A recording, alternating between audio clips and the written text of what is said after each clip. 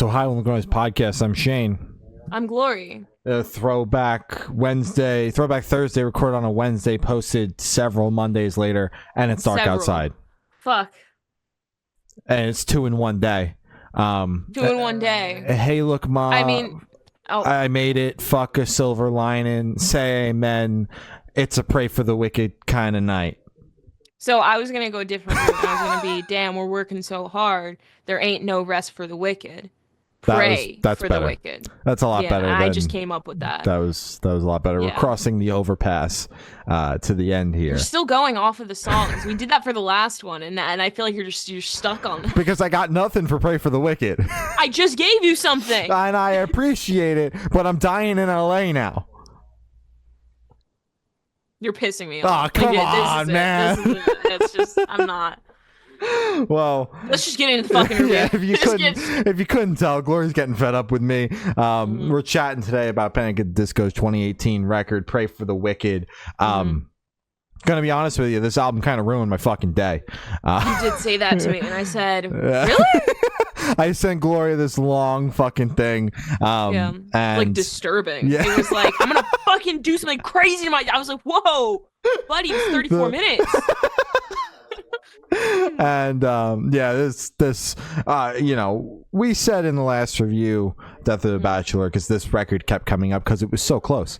I mean, we're recording it all on the same day. We've been talking about it. We've also been talking about this record since a Fever You Can't Sweat Out review. So it's just like, but now we're finally here. Yeah, the day had finally come. We were recording Death of a Bachelor earlier this morning, and this record just kept coming up. And we both said we're going to go in with an open mind. Because we've established. I did. I tried. I know you did. I know you literally said that. But I tried. I did my best. As we've established throughout this entire series that we're doing, Glory and I, obviously both very much enjoyed Death of the Bachelor, but when we met, this was the record. We met in a Panic! At the Disco Discord server. This was the record that was out. And we spent so much time bullying people significantly younger than us that enjoyed this record. By like 4 years. Yes. Yeah. At like 14 and 15 years old, we were just ruining 12-year-olds' days left and right. And, what a time that was, for sure. Some shit just doesn't change, Like, if someone comes up to me and is like, Pray for the Wicked's my favorite album, I'm going to lean into that, Like, yeah. I mean, we've had friends in the past that these conversations would come up, and it was the same thing, just like old times, where we would just lean into these people. Some shit just doesn't change, because it's like, Pray for the Wicked, man. You're saying that's a good record or your favorite album, please. It's like not your second to last album on your list. Like, what are you talking about? Yeah. So that kind of establishes where we were at with this record going in, but I certainly did my best to go into it with an open mind. It has definitely been a long time since I've heard this record. I really honestly think it turned me off so much that I really haven't listened to it in full very much. I think maybe the last time I heard it in full was when it leaked before it came out. Because it leaked a short time before it came out, and it was the Green Day record that leaked on vinyl that we listened to. Yeah. How did it just leak? I don't remember how it leaked. I just remember it leaking a few weeks before and listening to it, and I remember spending basically zero time with this record past that, besides some of the singles, and I'll get into that here in a second. But yeah, this record, there was just something about it that always kind of turned me off from the beginning. And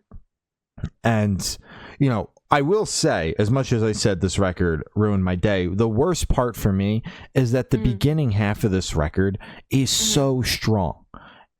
I'll say, the lyrically, there is a dip from Death of a Bachelor to this album. Yes. Across the board. Get boozy, boozy, boozy. Yeah.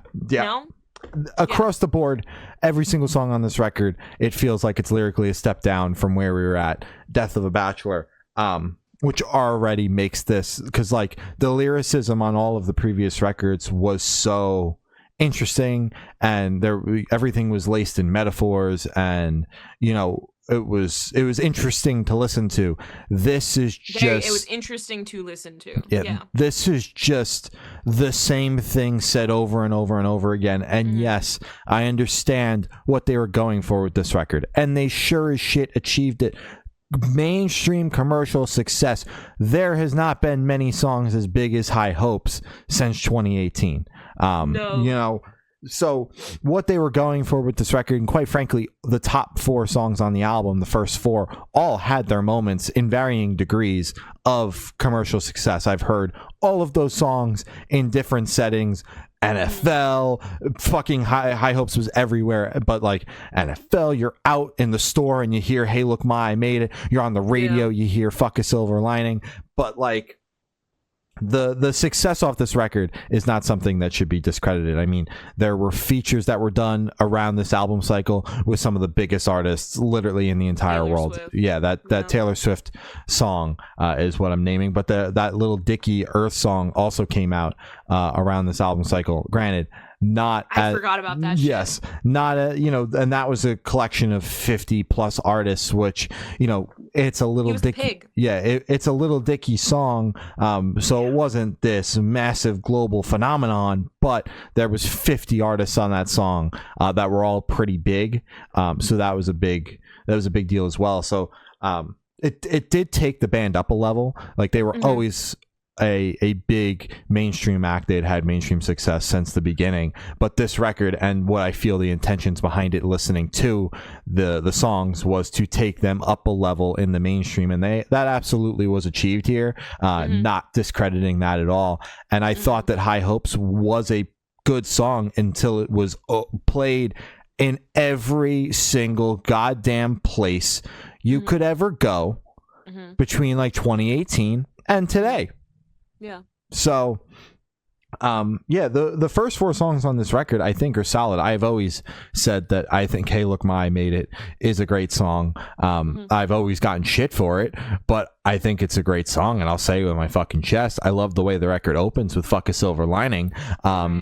And the record just, honestly, it just feels like we go from High Hopes, which is like the pinnacle of the record, and then we just nosedive from High Hopes to Roaring Twenties, and then the plane crashes and burns about midway through and just goes up in flames by the end.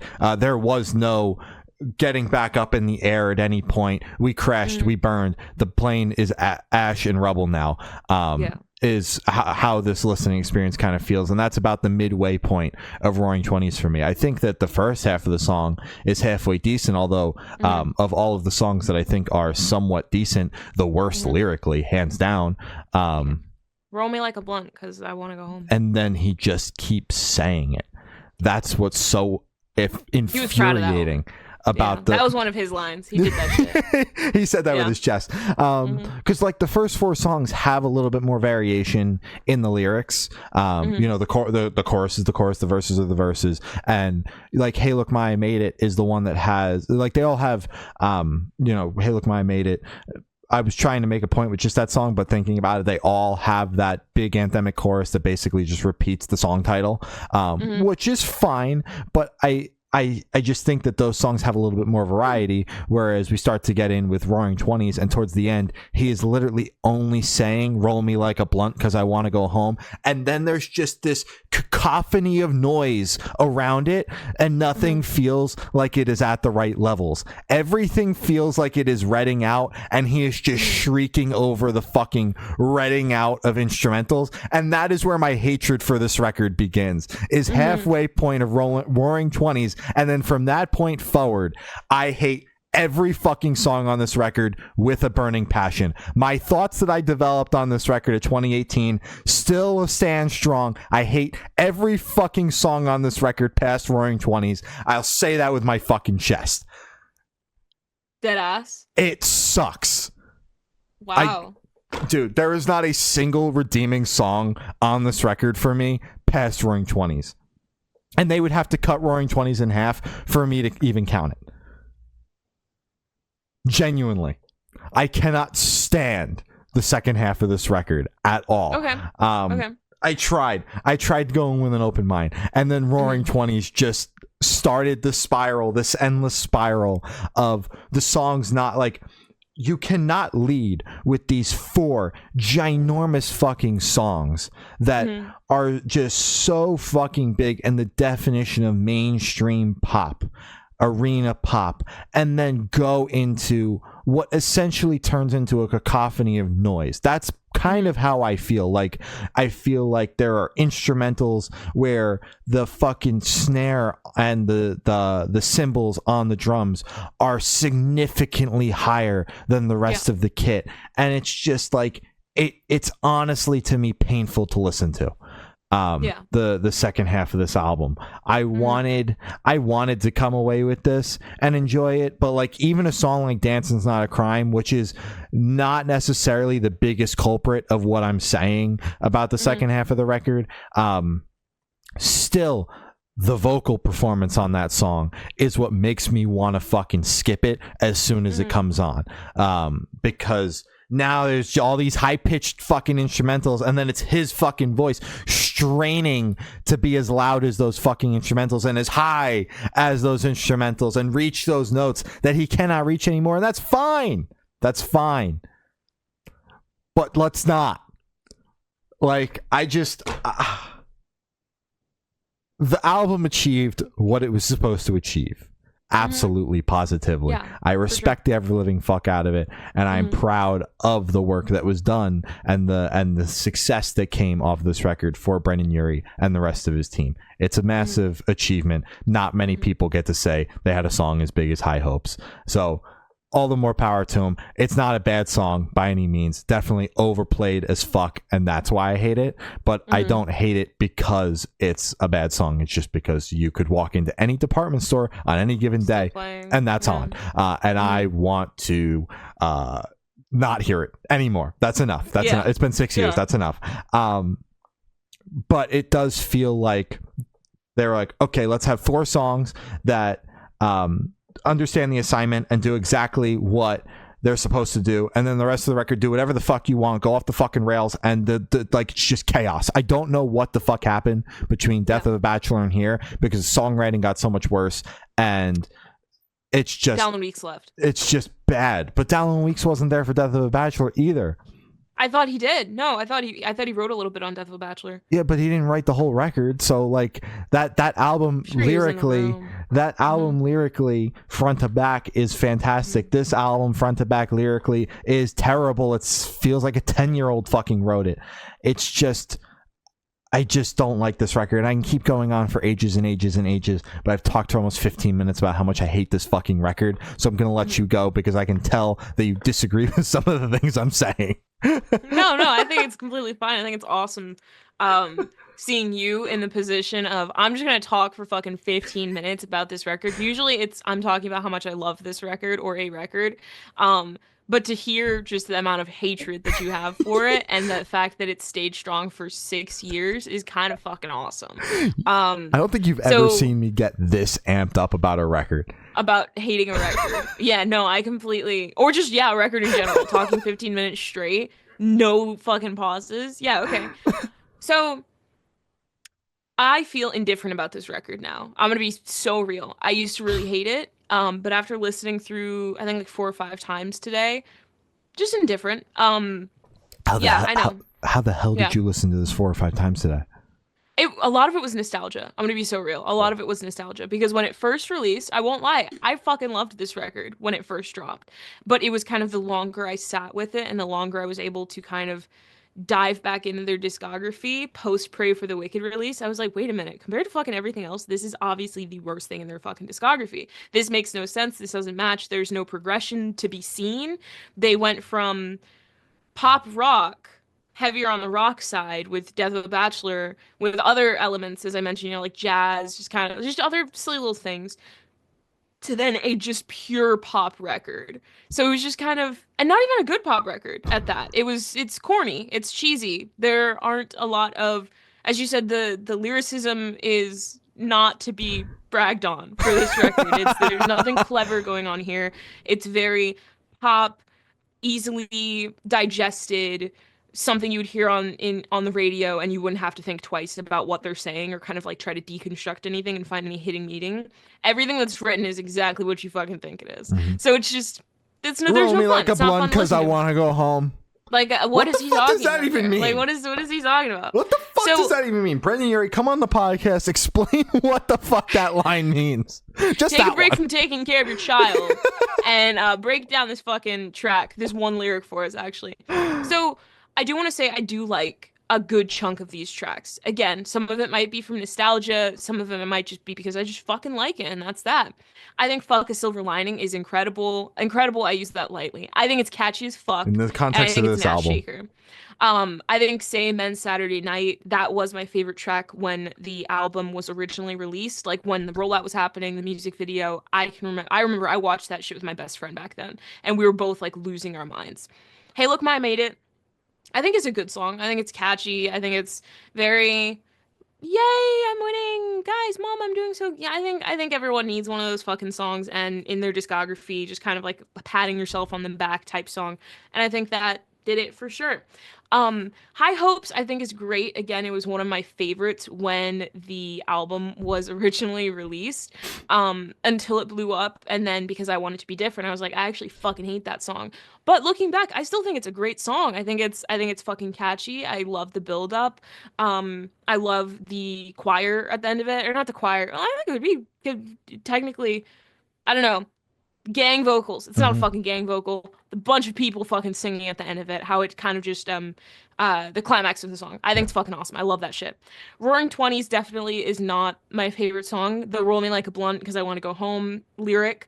I think sonically there was promise there. It was a sound that they've never touched before. It was instruments that I've never heard before at the time of, listening to Pray for the Wicked. So I was like, oh, okay, this could be cool. But I feel like they fucking botched it. There was so much promise with that because it was something fucking funky and new, and the lyrics just fucked it all up. Dancing's Not a Crime, I think back then I could have enjoyed it because it's a fun little song. Again, something that you don't have to like dig deeper meaning into. It's just kind of like, guys, let's all just have a good silly time together and let's all dance. But it's lazy. And it's not even like as catchy as all the other lazy songs like Hey Look Ma, I Made It. I don't know. Even Hey Look Ma, I Made It had the cool fucking to fucking pimps a record label. That fucking line is awesome. I always loved that line. I think it's so fucking dumb and silly. One of the Drunks, The Overpass. Okay, the I'm glad we skipped over that one because it might be the worst song on the record. I just had to shake my head at that one. I have nothing. I have nothing for you. The Overpass. I will say, I think when you say that the second half of the record is the worst, I completely disagree because I fucking love The Overpass. I love the horns. I love how fast paced it is. I love how catchy it is. It's a fucking earworm for me. And I remember when I first like fully got into Pray for the Wicked, and I remember when it was the only thing I was listening to because it was just released.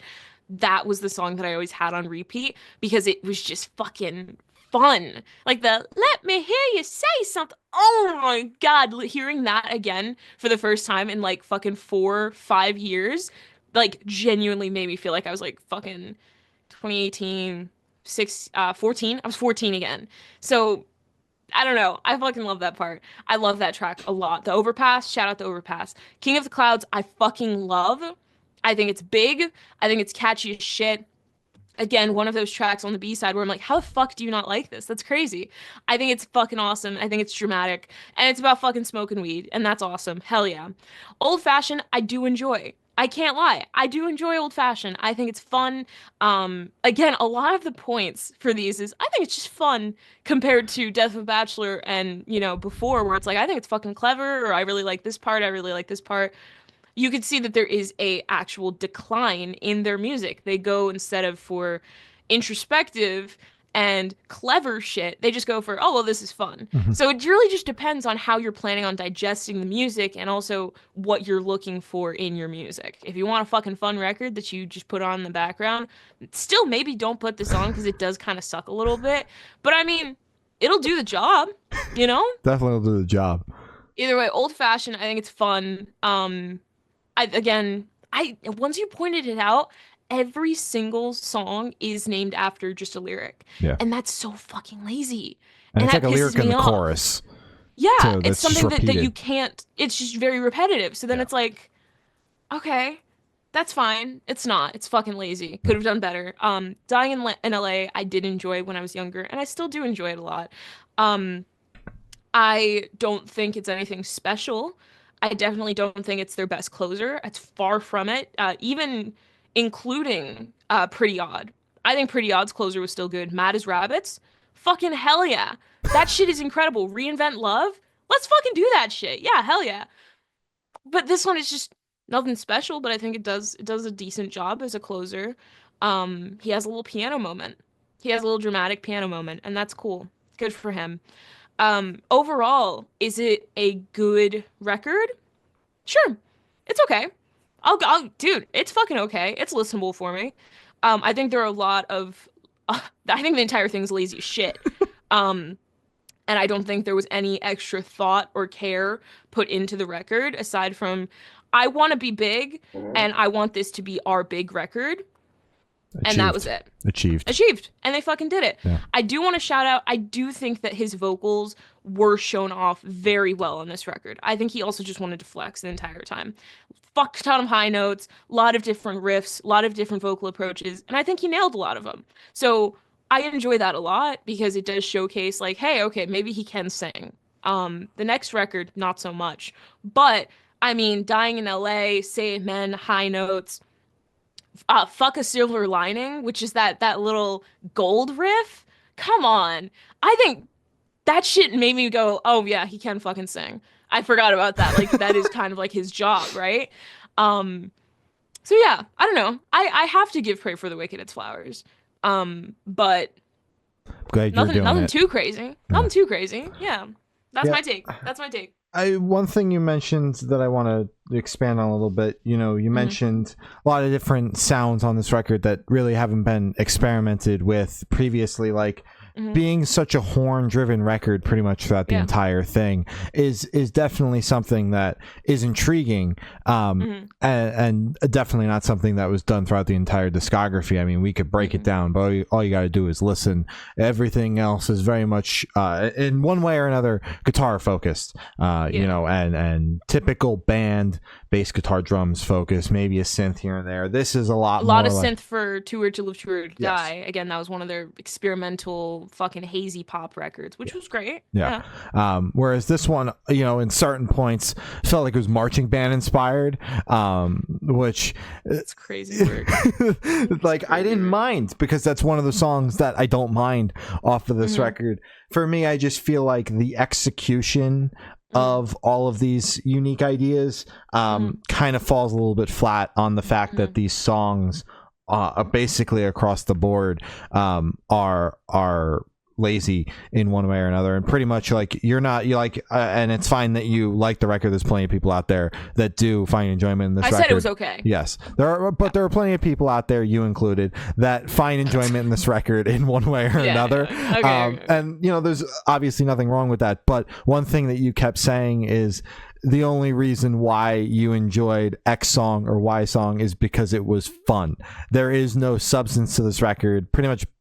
And you basically said that, like, past the fact that the song is fun, there's really not much substance behind it, which is part of what aggravates me about this record so much, because there was so much substance in previous Panic at the Disco records, and I don't mind a couple of tracks on the record that the sole purpose is essentially to sell out. I got no fucking problems with that. Major label release, big fucking band wants to get bigger. I understand that. I respect it. I don't give a shit. But the entire record essentially then trying to do that but failing is why I don't like this record, because every single song is basically written the same way, but there are some that are executed significantly better than others.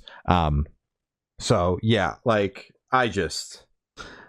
there are some songs on the back half that are less bad than others, but for me, basically everything after Roaring 20s just basically falls off the deep end.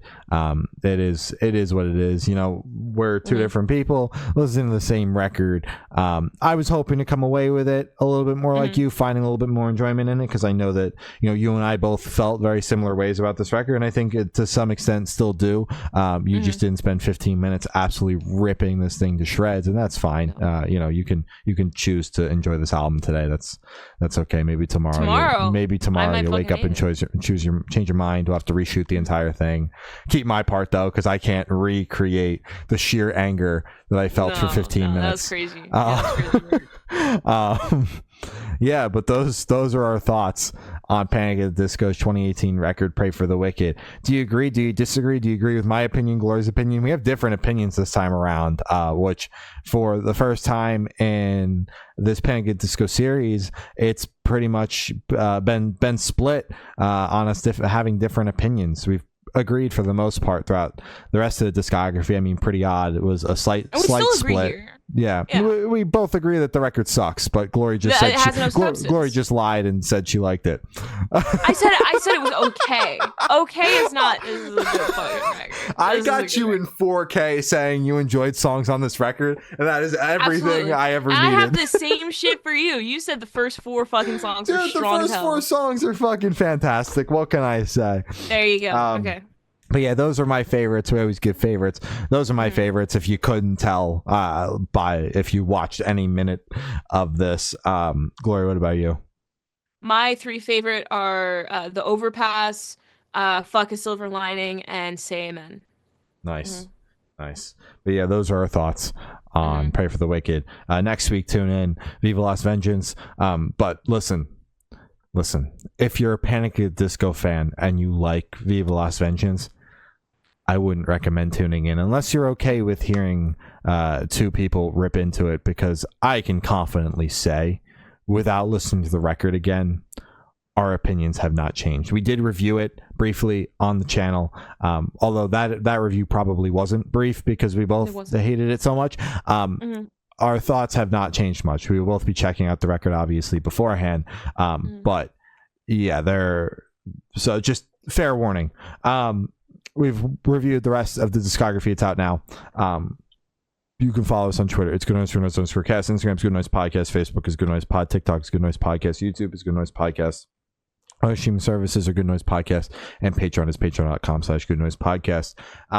Subscribe to us here on YouTube. It helps us out a ton.